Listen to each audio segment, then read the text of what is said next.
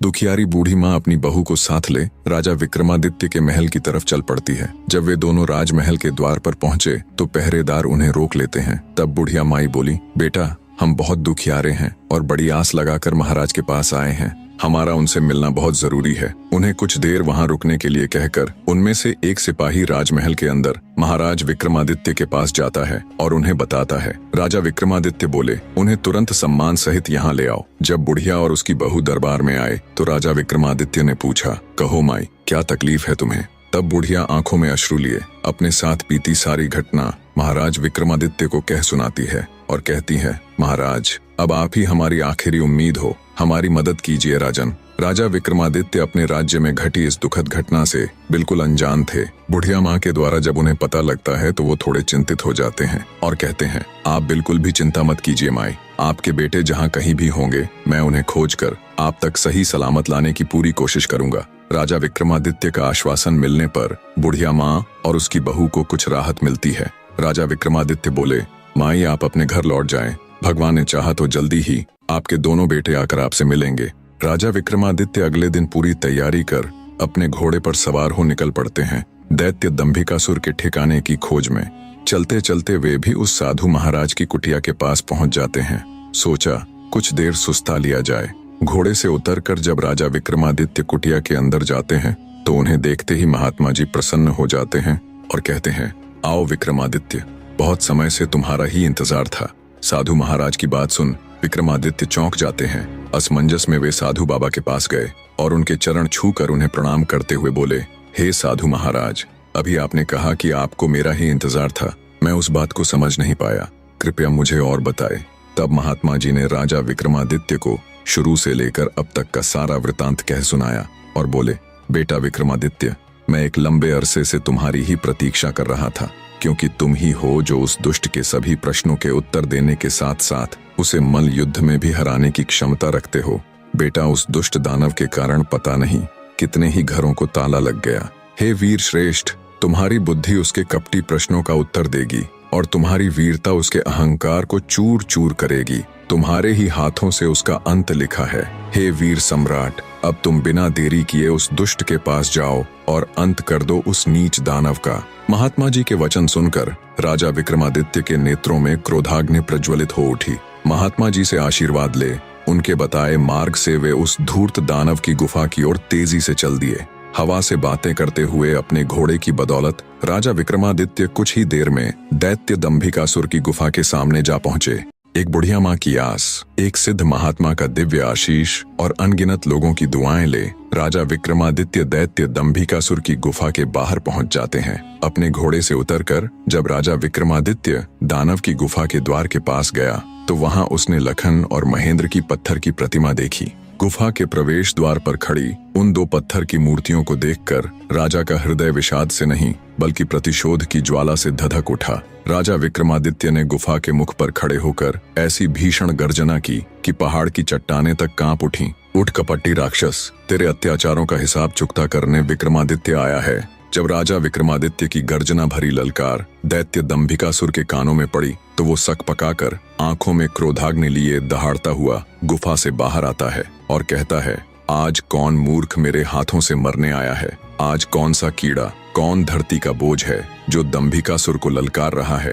दैत्य दंभिकासुर को देख क्रोधित राजा विक्रमादित्य बोला, ओह तो तू है वो मक्कारी दानव जो देवताओं के वरदान की आड़ में छिपकर लोगों को पत्थर का बनाने के लिए छल कपट से अपने ऊपर आक्रमण करने के लिए उन्हें उकसाता है। दुष्ट राक्षस, क्या मिला तुझे ऐसा करके? पर अब और नहीं, तेरे पाप का घड़ा भर चुका है, तेरा अंत अब ज्यादा दूर नहीं। राजा विक्रमादित्य की आत्मविश्वास भरी बातें सुन दंभिकासुर थोड़ा सक पकाया। राजा विक्रमादित्य बोले, पूछ पापी राक्षस, कौन से हैं तेरे वो 7 सवाल? मैं जवाब देने के लिए तैयार हूँ। राजा विक्रमादित्य की बात सुन दैत्य दंभिकासुर बोला, ओ तो अब तू मेरे सवालों का जवाब देगा कीड़े। अगर तुझ में हिम्मत है तो मुझसे मुकाबला कर। तेरे जैसे कीड़े को तो मैं चुटकियों में मसल कर रख दूंगा। बड़ा आया मेरे सवालों का जवाब देने। दैत्य दंभिकासुर ऐसी ऐसी बातें करके राजा विक्रमादित्य को भी उकसाना चाहता था ताकि वे भी अपना आपा खोकर उस पर हमला करे और पत्थर के बन जाए। पर राजा विक्रमादित्य तो राजा विक्रमादित्य थे। दैत्य की बात सुन राजा विक्रमादित्य बोले, सुन अहंकारी राक्षस, मैं तेरे उकसावे में आकर तुझ पर आक्रमण करने वालों में से नहीं हूँ। मेरा वक्त जाया मत कर और जल्दी से अपने वो सवाल पूछना शुरू कर। ये माया मुझे भी बहुत आती है। इतना कह राजा विक्रमादित्य अपने 4 वीरों को बुलाकर उन्हें बड़े आकार में आने के लिए कहते हैं। विक्रमादित्य के आदेश देते ही पलक झपकते ही उनके 4 वीर प्रकट हो गए और देखते ही देखते अपने विशाल आकार में आ गए। ये देख दैत्य दंभिकासुर ठिठक जाता है। जिंदगी में पहली बार उसे डर का एहसास हुआ। अगले ही पल राजा विक्रमादित्य चुटकी बजा अपने 4 वीरों को गायब कर देते हैं और दैत्य से कहते हैं, अगर मेरी ताकत और माया का छोटा सा नमूना देख लिया हो तो अब बिना वक्त बर्बाद किए अपने सवाल पूछने शुरू कर कपटी दानव। सब देख और सुन दानव विचार करता है कि अब तो कोई चारा नहीं, ये मेरे बहकावे में आने वाला नहीं है। वो अपनी गुत्थी सुनाना शुरू करता है। तो सुनो राजा, मदन और रतन 2 जिगरी दोस्त थे। एक बार व्यापार के सिलसिले में दोनों प्रदेश गए हुए थे। अच्छा खासा लाभ लेकर जब दोनों मित्र वापस घर लौट रहे थे तो रास्ते में उन्हें एक अति सुंदर स्त्री दिखाई दी, जिसको देखते ही दोनों उस पर मुग्ध हो गए। उससे पूछा, तुम कौन हो सुंदरी, और यहाँ जंगल ब्याबान में अकेली क्या कर रही हो? तब उस स्त्री ने बताया कि वह अपने घर से अपने पति के साथ अपनी ससुराल लौट रही थी। तब रास्ते में कुछ डाकुओं ने उन्हें लूटकर उसके पति की हत्या कर दी और सारा धन लेकर फरार हो गए। बस तभी से वो इस जंगल में भटक रही है। तब मदन बोला, हे देवी, तुम चिंता मत करो, हम तुम्हें सही सलामत तुम्हारे घर छोड़ देंगे। मदन की बात सुन स्त्री रुदन करती हुई बोली, नहीं, मैं अब ना तो अपने घर जाऊंगी और ना ही अपनी ससुराल, क्योंकि सब मुझे ही अभागन और कुल्टा समझेंगे। इससे अच्छा तो मैं यही अपने प्राण त्याग दूंगी। स्त्री की बात सुन मदन और रतन उसे आपसी सहमति से अपने साथ लेकर चल पड़े। रास्ते में उन दोनों ने विचार किया कि अब इस स्त्री का क्या किया जाए। क्या फिर से इसका विवाह कर दे या फिर हम दोनों में से ही कोई एक इसके साथ विवाह कर ले। उन दोनों में से विवाह वाली बात दोनों मित्रों को ठीक लगी। जब उन्होंने उस स्त्री से इस बारे में पूछा तो वो स्त्री बोली, मुझे तो तुम दोनों ही अच्छे लगते हो। ये सुन दोनों मित्र और अधिक उलझन में पड़ गए। अंततः दोनों ने फैसला किया कि पर्ची डाली जाए, जिसका नाम आएगा वो ही इस युवती के साथ विवाह करेगा। पर्ची डाली गई तो सुंदर स्त्री मदन के हिस्से में आई। मदन ने उससे विवाह कर लिया और दोनों अच्छे से अपना जीवन व्यतीत करने लगे। समय का चक्र घूमा और एक संतान होने के बाद मदन किसी दुर्घटना का शिकार हो गया। मदन के मरने के बाद स्त्री रत्न के पास गई और धन व्यापार में अपना हिस्सा मांगने लगी, पर असल में व्यापार और धन में मदन की कोई भागीदारी नहीं थी, तो रतन ने उसे साफ मना कर दिया। राजा विक्रमादित्य पूरे ध्यान से दैत्य दंभिकासुर की ये कहानी सुन रहे थे। आगे दंभिकासुर बोला तो रतन के मना करने पर वो स्त्री राज दरबार में पेश हो गई। राजा ने जब दोनों पक्षों की बात सुनी तो रतन के हक में फैसला सुनाया और बोला, रतन की दौलत में स्त्री का कोई हक नहीं है। इतनी कहानी कह दैत्य दंभिकासुर राजा विक्रमादित्य से बोला, बता क्या उस राजा का फैसला सही था? दैत्य की बात सुन राजा विक्रमादित्य हल्के से मुस्कुराते हुए बोले, नहीं, अगर मैं उस राजा की जगह होता तो मैं निर्णय लेता कि उस स्त्री को रतन की दौलत में से हक मिलना चाहिए। दैत्य बोला, ऐसा क्यों? राजा विक्रमादित्य बोले, भले ही मदन के भाग में वो स्त्री पर्ची पर उसका नाम आने से आई थी, पर एक प्रकार से वह संपत्ति तो दोनों की ही बराबर थी, इसलिए उस स्त्री को बिल्कुल उत्तराधिकार है रत्न की संपत्ति में हिस्सा मांगने का। राजा विक्रमादित्य की बात सुन दैत्य पूरी तरह उनके जवाब से संतुष्ट होता हुआ बोला, तुमने बिल्कुल ठीक कहा, तुम्हारा फैसला वाकई में उचित होता। आगे दैत्य दंभिकासुर बोला, पर ज्यादा खुश होने की जरूरत नहीं, अभी मेरे 6 सवाल और बाकी हैं। राजा विक्रमादित्य बोले, पूछो दुष्ट राक्षस, मैं तुम्हारे सवालों का जवाब देने ही यहाँ आया हूँ। दैत्य दंभिकासुर थोड़ा हिचकिचाकर बोला, तो सुनो राजा, सिंधुपुर राज्य पर समरवीर नाम का एक बड़ा दयालु और प्रतापी राजा राज करता था। वो अपनी प्रजा की हर यथासंभव मदद किया करता था। एक दिन उसके दरबार में एक बनिया अपने 3 अंधे पुत्रों के साथ आया। सबने राजा को प्रणाम किया। बनिया राजा से बोला, महाराज, मैं इस समय बहुत विपदा में हूँ, कृपया मुझे 1000 स्वर्ण मुद्राएं कर्ज दें, मैं 6 माह बाद वापस कर दूंगा। हे राजन, तब तक मैं इन स्वर्ण मुद्राओं के बदले अपने 3 बेटों को आपके पास गिरवी रख दूंगा। बनिए की बात सुन राजा बोला, आपके 3 पुत्र तो अंधे हैं, भला ये मेरे किस काम के? बनिया बोला, ऐसा न कहें राजन, मेरे 3 बेटे बहुत गुणी हैं। पहला लड़का घोड़ों की पहचान में अद्वितीय है, दूसरा लड़का आभूषणों का अद्भुत पारखी है और तीसरा लड़का शस्त्रों का पारखी है। बनिए की ये बात सुन राजा को बहुत आश्चर्य हुआ। बोला, पर ये कैसे संभव है? बनिया बोला, महाराज, मेरे बेटे स्पर्श और गंध के आधार पर कार्य करते हैं। अगर इनकी एक भी बात गलत निकले तो आप इनकी गर्दनें उड़ा देना और मेरे आने पर मुझे भी दंड देना। बनिए की बात से राजा समरवीर सहमत हो जाता है। उसने बनिए की मांग के अनुसार उसको 1000 स्वर्ण मुद्राएं दे दी। राजा ने उन तीनों लड़कों के खान पान तथा रहने की उचित व्यवस्था कर दी। समय बीतने लगा। एक दिन एक घोड़ों का व्यापारी राजा के पास आया। उसने एक बड़ा सुंदर घोड़ा राजा को दिखाया। घोड़े की सुंदरता और उसकी कद काठी देखकर राजा का मन ललचा गया। वे उसे खरीदने को तैयार हो गए। घोड़े का व्यापारी बोला, महाराज, एकदम काबुली घोड़ा है, बड़ी मेहनत से आपके पास लाया हूँ,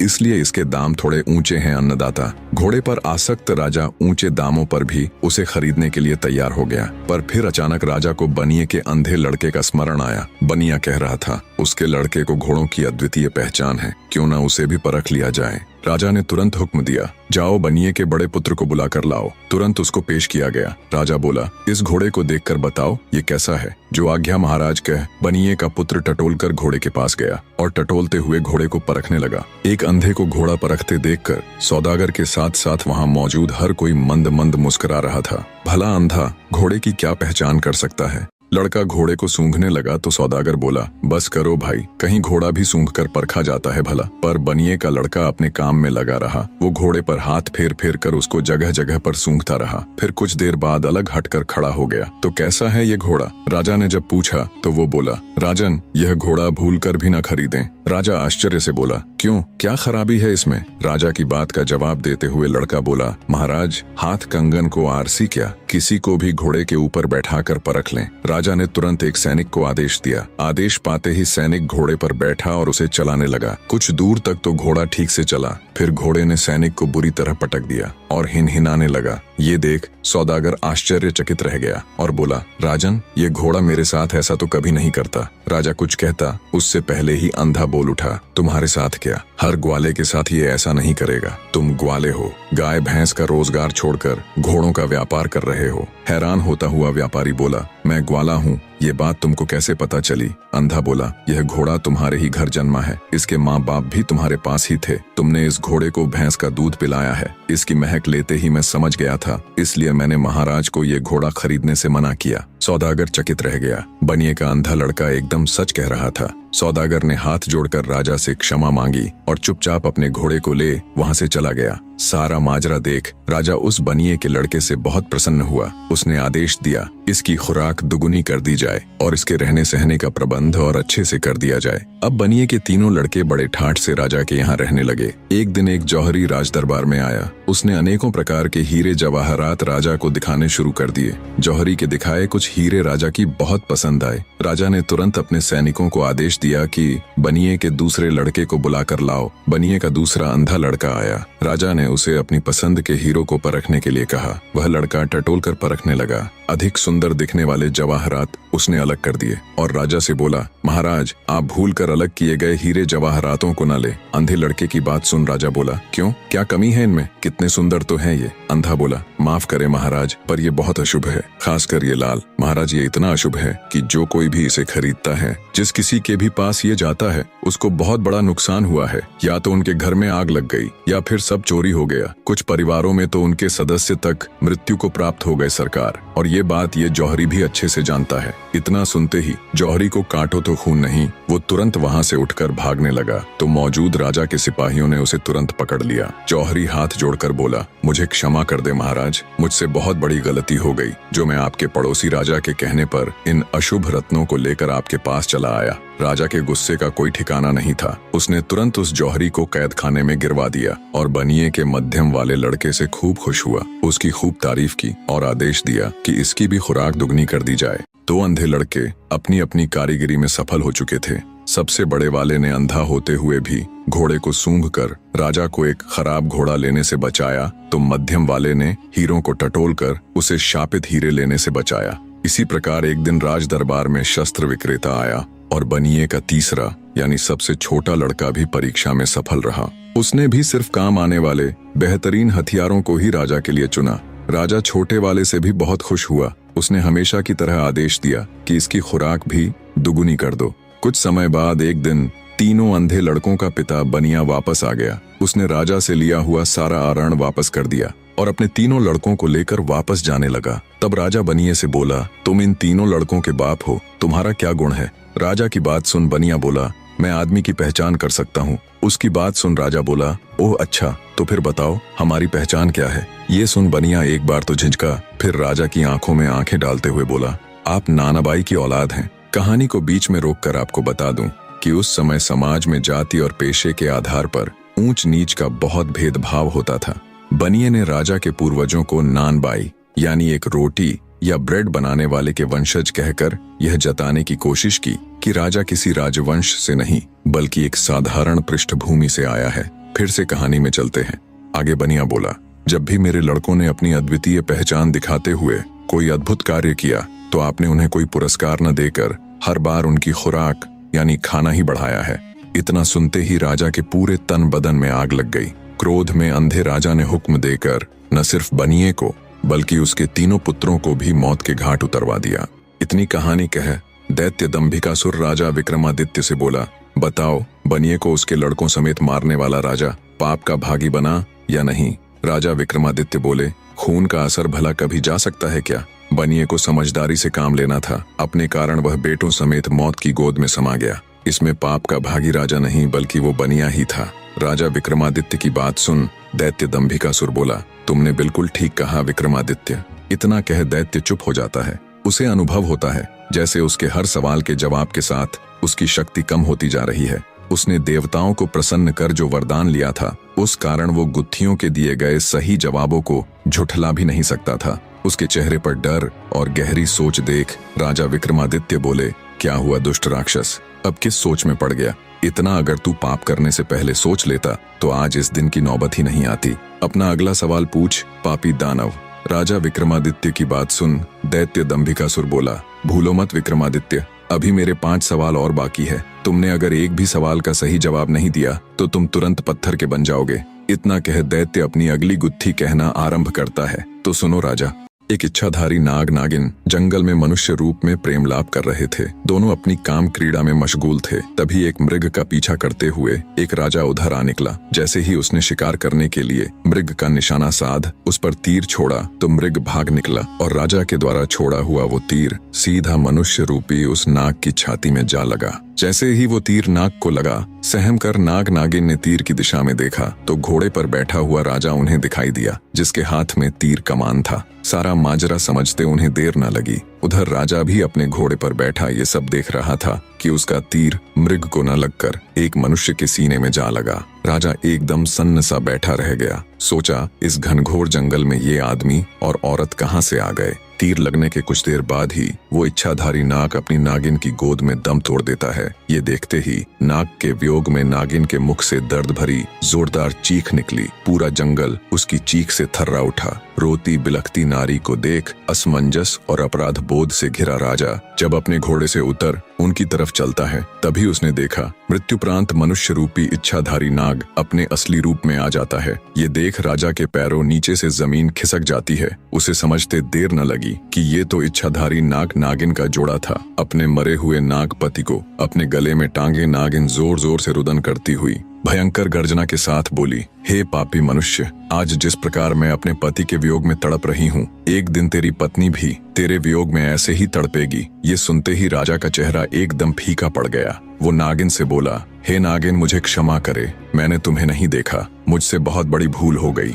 राजा की बात सुन दहकते अंगारों सी आंखें लिए मनुष्य रूपी इच्छाधारी नागिन बोली, पापी मनुष्य, भूल नहीं, अपराध किया है तूने। हत्यारा है तू मेरे पति का, जिसके लिए मैं तुझे क्षमा नहीं बल्कि मृत्यु दंड दूंगी। मैं अपने मरे हुए पति की कसम खाकर ये प्रण करती हूँ कि आज से ठीक 9 दिन बाद नागपंचमी के दिन मैं तुम्हें दस कर अपने पति का बदला पूरा करूंगी। नागिन की बात सुनकर तो जैसे राजा का हृदय फट गया। बेचारा बेबस राजा अत्यंत भरे हृदय से राजमहल की तरफ चल पड़ता है। जब राजा राजमहल गया और रानी ने उसका उतरा हुआ चेहरा देखा तो वो भी उसे देख चिंतित हो उठी। रानी बोली, क्या हुआ महाराज? आप जब से शिकार से वापस आए हैं तब से आपका चेहरा बिल्कुल उतरा हुआ है। ऐसा क्या हुआ महाराज, मुझे बताए। तब राजा रानी के सामने जंगल में हुई पूरी घटना कह सुनाता है। सारी बात सुन रानी भी सन्न रह गई। रानी एक पतिव्रता स्त्री थी। वो बोली, महाराज आप चिंता मत कीजिए, आपको डसने से पहले उस नागिन को मुझे मारना होगा। मेरे रहते मैं आपके ऊपर कोई भी आंच नहीं आने दूंगी। अगले दिन राजा और रानी ने बहुत साधु महात्माओं और विद्वानों से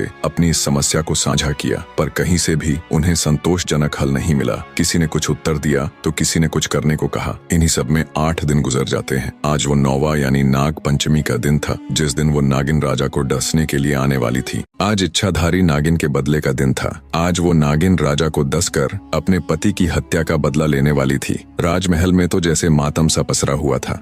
मारे भय के राजा महल के कमरे में दुबका हुआ था। उसने अपने कक्ष से लेकर महल के मुख्य द्वार तक सिपाहियों को तैनात कर दिया। महल के चारों तरफ सिपाहियों का कड़ा पहरा था।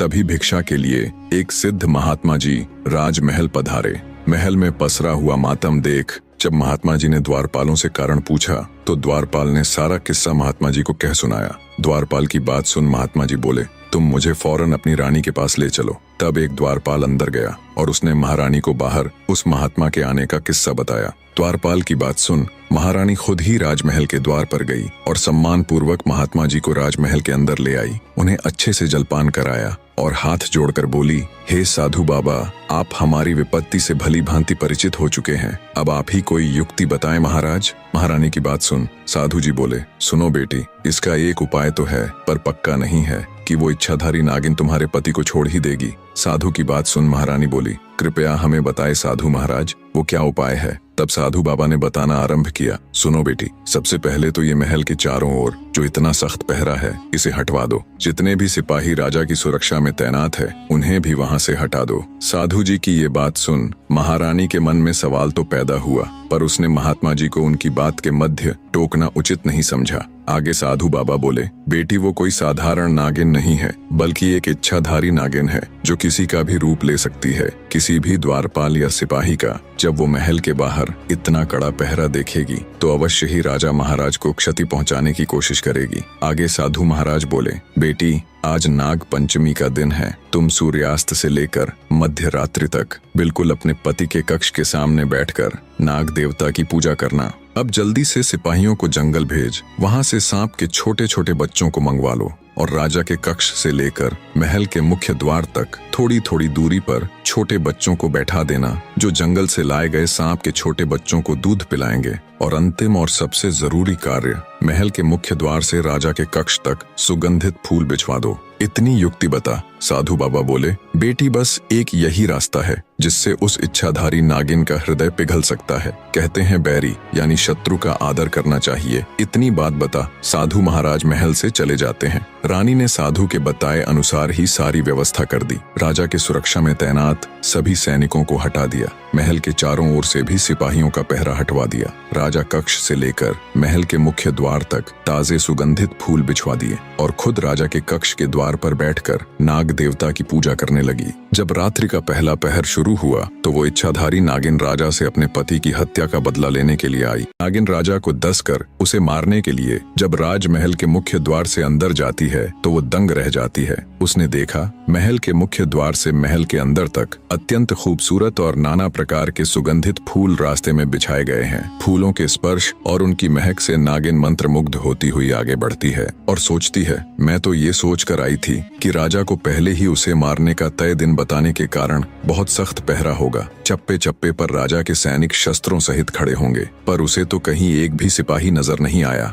हैरानी के साथ इसी उधेड़बुन में नागिन जब थोड़ी आगे बढ़ी तो उसने देखा छोटे छोटे मासूम बच्चे अंदर जाने वाले रास्ते के दोनों तरफ बैठे हुए सांप के बच्चों को दूध पिला रहे हैं और उनके साथ खेल रहे हैं। इतना सब देख नागिन का हृदय द्रवित होने लगा। उसकी क्रूरता क्षण भर के लिए ममता में बदल गई, पर तभी उसे अपनी प्रतिज्ञा याद आती है। अपने पति की मृत्यु का दृश्य याद कर नागिन गुस्से में फुफकारती हुई आगे बढ़ी। जब वो महल के बिल्कुल अंदर राजा के कक्ष के सामने पहुंची तो देखा महारानी हाथ जोड़कर नाग देवता की पूजा में तल्लीन है। महारानी को जब नागिन के आने का एहसास हुआ तो वो हाथ जोड़कर नागिन के सामने खड़ी हो जाती है और आंखों में अश्रु लिए नागिन से कहती है, आओ नागिन देवी, आपका स्वागत है। उम्मीद है आपको यहाँ तक आने में किसी प्रकार की तकलीफ नहीं हुई होगी। हे नागिन देवी, मैं भली भांति परिचित हूँ कि आप यहाँ किस उद्देश्य से आई हैं। मेरे पति से अनजाने में ही सही, पर हुआ तो बहुत बड़ा अपराध है, इसलिए मैं आपको उन्हें डसने से बिल्कुल भी नहीं रोकूंगी। पर मेरी आपसे एक गुजारिश है, आप मेरे पति को डस कर उनके प्राण हरे, उससे पहले आप मुझे भी डस ले।